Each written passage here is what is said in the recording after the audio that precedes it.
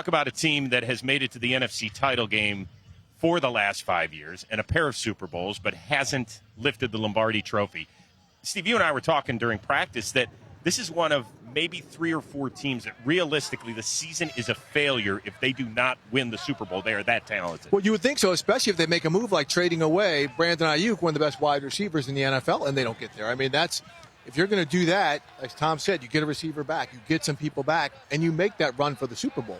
Brandon Ayuk makes your team Super Bowl worthy. So if you get rid of him and you don't get it, then there's going to be a lot of people looking back on that situation.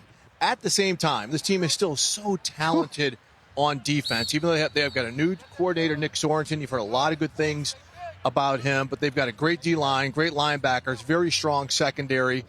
But offense, they're going to have to put points up on the board. So, Tom, that's where Christian McCaffrey, once again, will have to carry the load for a team that runs the ball more than any team in the NFL. Well, and he's getting paid like it. He's the highest paid running back again on the new deal that he did during the course of this offseason. Obviously, you've got some other really expensive players on this team, whether it's Nick Bosa or Javon Hargrave. George Kittle has certainly been paid well for his position through the years. Debo has been paid well, though at some point you're going to be talking about another Debo Samuel deal if he's in San Francisco, and eventually you're going to pay that guy. Number 13, Brock Purdy, who's eligible for a contract extension after this season, has been the quarterback on the team that has made the run over the past couple of years here, have not yet lifted that trophy, but he's one of the bright young stars at the position within the league. So it's a gigantic puzzle, as everybody knows, when you're putting together your roster, your salary cap, your cash management as well. The salary cap is a very real thing. You want to pay your best players. Under normal circumstances, Brandon Ayuk would be one of those guys that you would pay.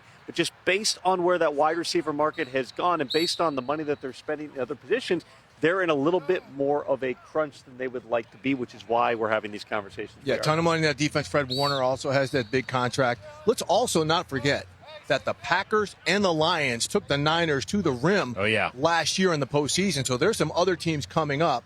So it's not as if, of course they're working on themselves to get better, but there's some other teams that are working on the Niners because they know they're knocking on the door. Okay, but with all that being said, we are looking at the best team in the NFC going into the season. Don't you guys think?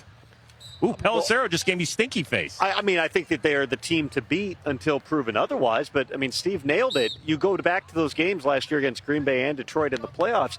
There's a couple of plays in those games, and it easily goes the other direction. Right. The Packers absolutely had them on the ropes. Hey, the Lions are, if Josh Reynolds catches a 4th down pass, we might be talking about the defending NFC champion. Ball off the face, a couple of 4th downs that don't go their way after they've been the most efficient team in the league in doing those. There are so many different things that could have happened there.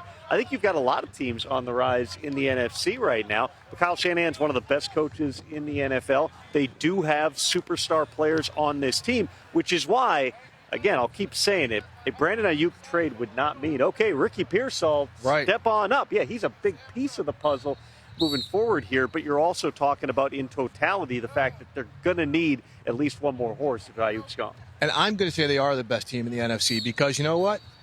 Brock Purdy's real. That's a big conversation. He's the real deal. He's his 3rd full season in this system. And I think he's going to elevate his game even more, whether Brandon Ayuk is here or not, even though him and Brandon Ayuk have a special partnership.